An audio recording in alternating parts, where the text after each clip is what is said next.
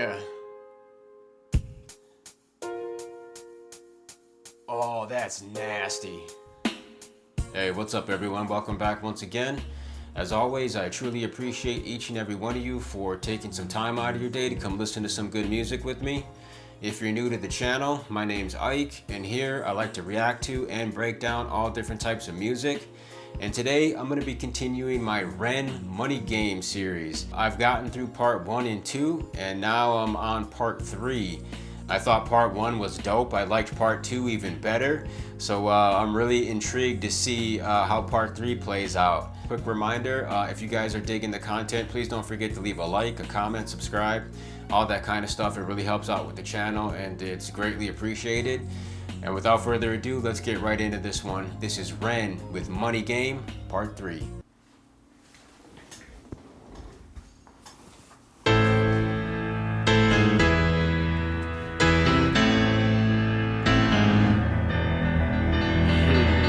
Breaking out the classical piano.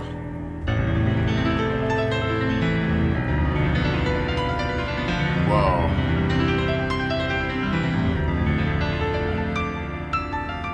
Is that him playing that?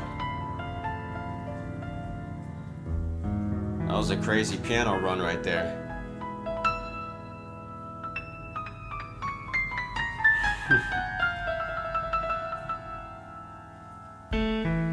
Cool camera work.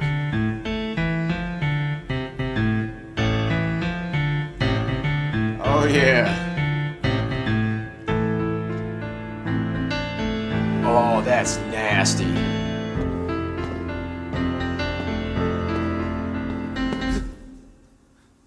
Oh, hold on now.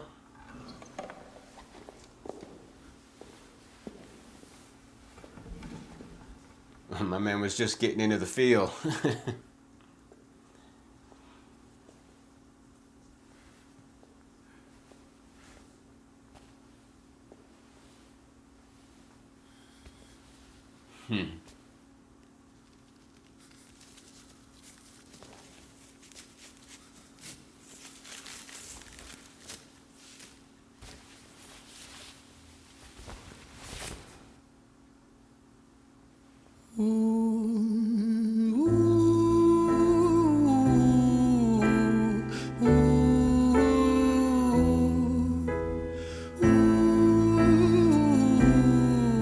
Oh, that's beautiful.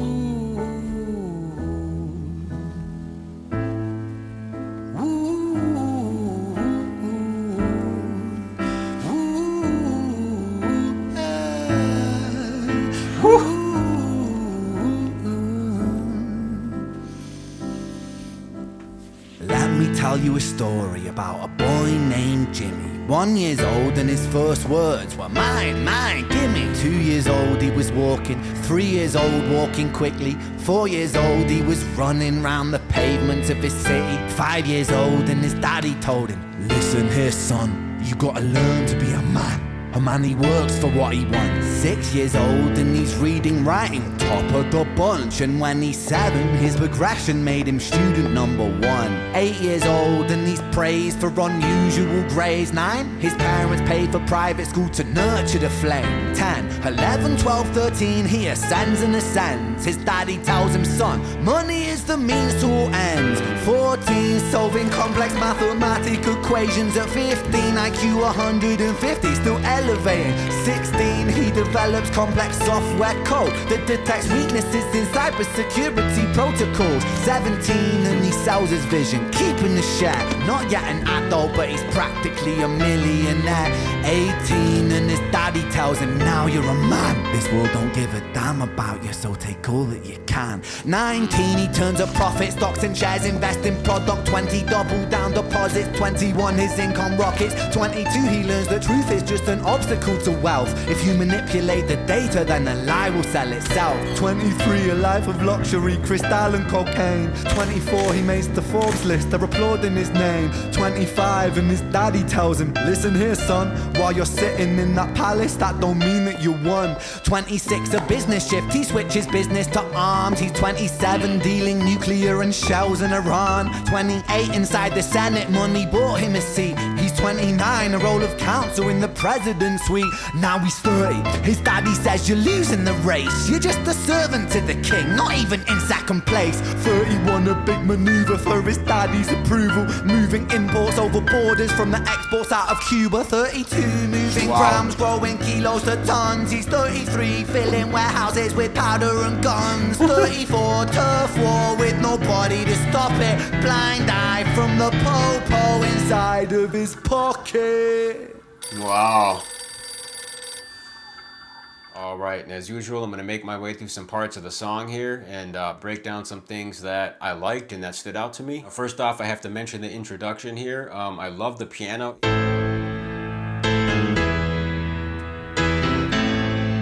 I love the heavy classical vibe. And then it transitions into more of like this funky hip hop type of piano sound. It's got a real dark melodic vibe. Great chord choices.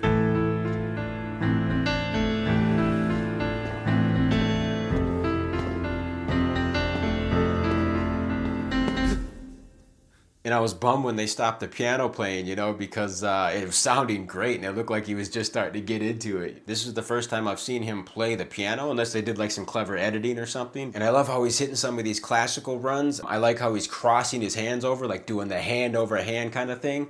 That's really cool. Great piano playing here on this intro. And I also like the twirling, spinning camera work. That's really cool too. And I'm still not sure what the satchels over the face are supposed to represent. I don't know, the symbolism there is lost on me so far. Those people who have no hopes are easy to control. And I like the clean, crisp suit, you know? They got Ren over here looking like 007, you know?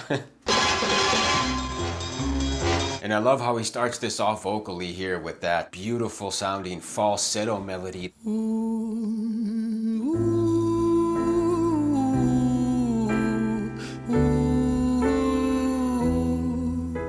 You know, and I like how his vocals are riding on top of another beautiful piano melody.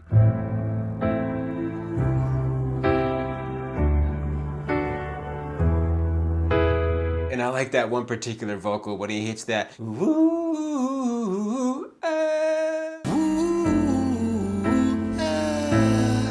that vocal is really cool. You know, and I love how he creates these central characters in which to like construct all these interesting tales and life stories around. He's got such a creative mind for like storytelling and character building. I wonder if he writes stories in general, you know, works of fiction and whatnot. And I love this particular section here where he's essentially giving accounts of each year of Jimmy's development. I like the piano in the back, how it's hitting on those keys. That 11, 12, 13, he ascends and ascends. His daddy tells him, son, money is the means to all ends. This little section is cool. And it's so interesting how he basically just takes us through this entire evolution and development of, I guess, what we would consider like an elitist, you know, one of these super structured, highly privileged kids that just has all of these like expectations of success, you know, and Ren's doing a really good job of constructing this image of, you know, how these types of hyper successful, hyper motivated people grow up, you know, and how they navigate the world and, you know, become integral parts of the corporate structure. Really interesting storytelling. Like Jimmy went from like a software engineer to like a stockbroker to a politician to a drug trafficker.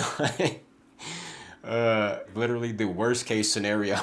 Now he's 30, his daddy says you're losing the race. You're just a servant to the king, not even in second place. 31, a big maneuver for his daddy's approval. Moving imports over borders from the exports out of Cuba. 32, moving grams, growing kilos to tons. He's 33, filling warehouses with powder and guns. 34, turf war with nobody to stop it. Blind eye from the po-po inside of his pocket.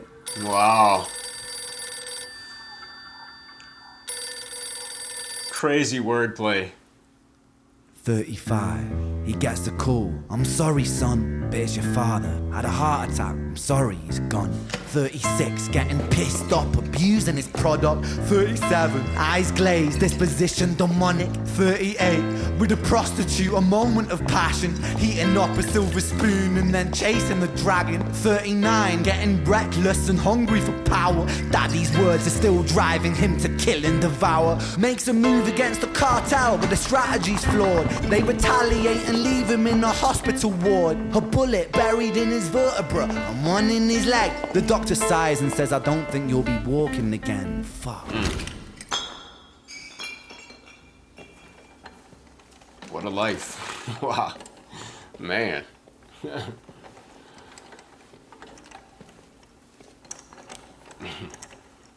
My guy wrote all the highs.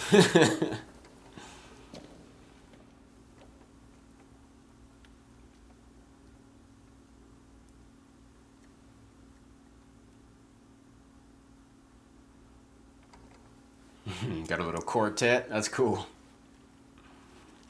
Let me tell you a story about a boy named Jimmy. He was 40 and he cursed the words, mine, mine, gimme. 41 he wasn't walking, 42 not walking quickly, 43 never running round the pavements of his city, 44 inside a palace with a mountain of gold. But those riches turn to rubble when perspective evolves. Weighing heavy on his conscience is the value of gold. Lamborghini for a life, trading money for souls. Jimmy followed the code inside the land of the free. Put your hand inside the cookie jar, take more than you need. And his example is exaggerated versions of me. And it's a version of him, and it's a version of she, and it's a version of you. There's no escaping the blame. The way we live is parasitic. Fuck the money and fame. Cut the music.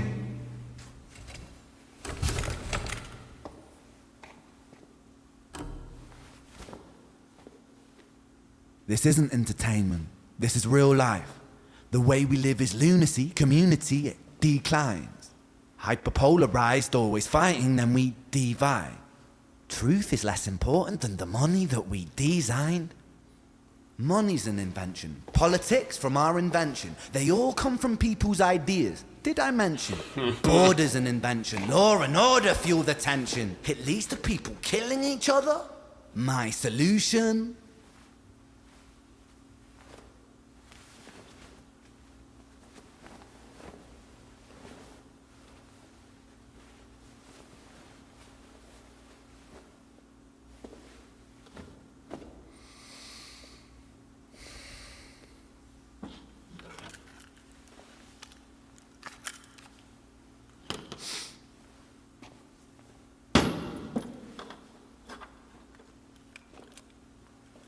And I love the extra stuff that they're throwing in the videos here, like literal extras running through, like representing the cartel, and they got the smoke bombs and stuff going off. Really cool. I love all the phone he's using is like super old school. And once again, he's touching on alcohol abuse here. And I swear somebody in my comments said that like Ren doesn't even drink, you know, but he references alcohol a lot in his videos, especially like alcohol abuse or dependency and whatnot. So that's really interesting. He's got the bottle out here once again.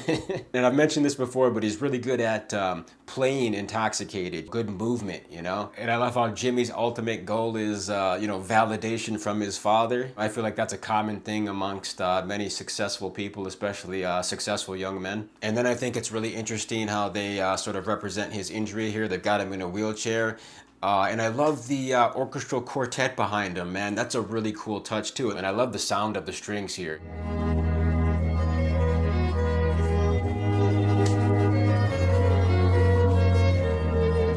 Extremely beautiful. And I love how he says that, you know, Jimmy, now 40 years old, curses the words, mine, mine, gimme. Let me tell you a story about a boy named Jimmy. He was 40 and he cursed the words, mine, mine, gimme. You know, I love how he always brings it back. And his stories have such like interesting connective tissue, you know? And I love that line, Lamborghini for a life. Lamborghini for a life, trading money for souls. That's really interesting. That triggered the Schindler's List scene. Why did I keep the car? 10 people right there. And I also like the fact how he brings the truth out, how every single one of us has aspects of this type of personality. And his example is exaggerated versions of me, and it's a version of him, and it's a version of she. Or at least most of us do. And then I really like how the music pauses at the end, and he gets up out of the chair and basically just delivers this soliloquy, you know, this really poetic spoken word type section. Hyperpolarized, always fighting, then we divide. Truth is less important than the money that we designed. Great words. And I was surprised to see the gun. I didn't think they allowed firearms in the UK. Maybe it's a prop. I'm sure it's a prop. I don't think he's gonna put an actual gun to his head for artistic integrity. And I love the ending here, how it's basically just an allegory for somebody who's lived a very corrupt life and just has an insurmountable amount of guilt and regret, which is also very interesting because some of these real life Jimmys out there, some of them don't even have the conscience enough to have that guilt, you know. So at least the Jimmy of this particular story had some type of redemption arc. But yeah, once again, excellent storytelling here from Ren. This isn't entertainment. This is real life. The way we live is lunacy, community, it declines. Hyperpolarized, always fighting, then we divide. Truth is less important than the money that we designed. Money's an invention. Politics from our invention. They all come from people's ideas. Did I mention? Border's an invention. Law and order fuel the tension. It leads to people killing each other. My solution?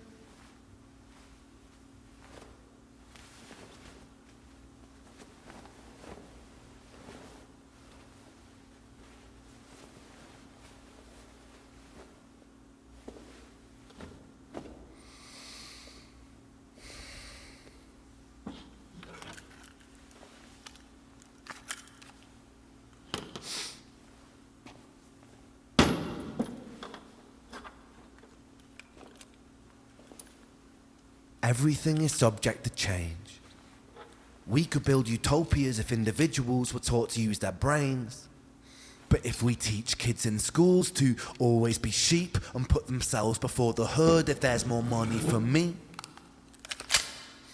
then there's no future I see where the humans survive. We're parasites inside a petri dish with cannibal minds. Mold will grow upon the surface and consume till it dies. And our fate could be the same without this story to the wise. Wow, man. Spitting some poetry.